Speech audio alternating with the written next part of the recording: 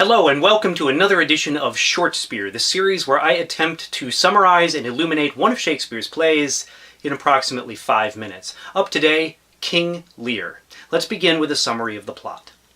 King Lear is getting up there in years and decides that it is time to retire. And rather than hand over his entire kingdom to one person, he decides to divide his kingdom 3 ways between his 3 daughters, with the portion of the kingdom given to each daughter determined by how convincingly they profess their love for Lear in a public ceremony.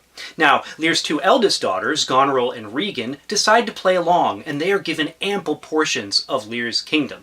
Lear's youngest and favorite daughter, however, Cordelia, decides she does not want to play along with this game, and instead is given nothing and is banished from the kingdom along with her new husband, the King of France.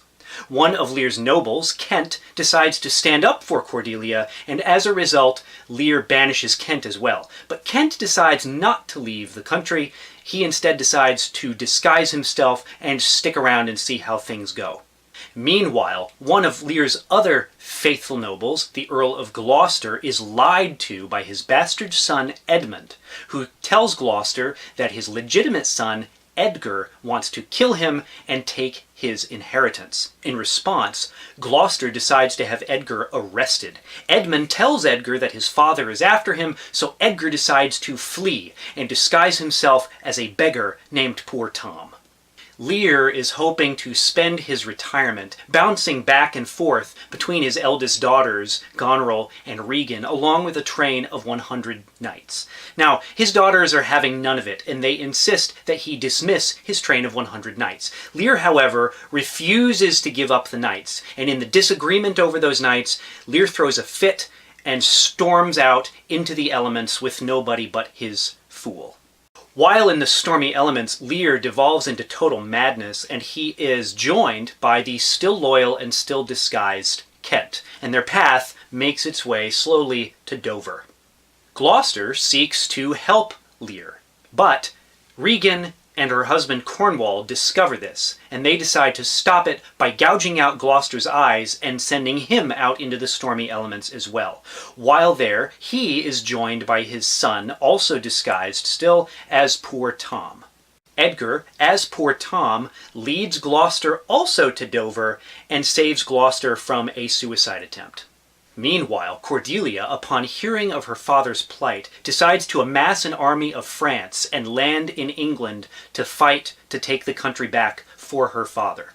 Also, meanwhile, Gloucester's bastard son Edmund becomes romantically entangled with both Goneril and Regan, and Goneril's husband, Albany, seems to grow sympathetic to Lear. The English army, led by Edmund, meet the French army in Dover, and the French are defeated. Cordelia is captured. Lear is also found and captured. Meanwhile, Edgar reveals his true identity to Gloucester, and Gloucester dies from grief. Edgar faces his bastard brother Edmund in a duel and defeats Edmund, while Regan and Goneril both kill each other out of jealousy over Edmund. Cordelia is then executed in prison, and when Lear discovers this, he dies from grief. And Albany, Edgar, and Kent are left to put the pieces of the country back together. The end. What a play. Now, I have a lot of trouble choosing a favorite Shakespeare play, because so often my mood at the time dictates which play is my favorite at that moment. But King Lear is always near the top of my list. And it's near the top of my list because, despite the larger-than-life stakes, I find the family drama to be infinitely relatable. In both the main plot involving Lear and the subplot involving Gloucester, we see sibling rivalries, strife between parents and children, and questions of public versus private loyalty. The characters may be kings, queens, dukes, earls, but the drama is familial and ultimately human. There are many things I could talk about with this play. That its tone is more serious than just about the rest of Shakespeare's canon, that this is Shakespeare writing towards the end of his career, perhaps at the peak of his powers, but also at a time where he had given up writing comedies altogether, that it's a play about a king who experiences poverty and seems to experience some empathy as a result of it, that both the plot and the subplot have to do with sibling jealousies leading to the destruction of the family. I could go on and on. But instead, I want to take a moment to talk about a decidedly modern, contemporary to us consideration, that of Alzheimer's disease. Now, many much smarter people have discussed over the past several years that Shakespeare seems to have written King Lear as a character experiencing Alzheimer's disease. Now, of course, Alzheimer's was not a thing. It was not a diagnosed disease at the time that Shakespeare was writing. However, the actions and the experiences of King Lear seem to be those of a person going through what we now call Alzheimer's.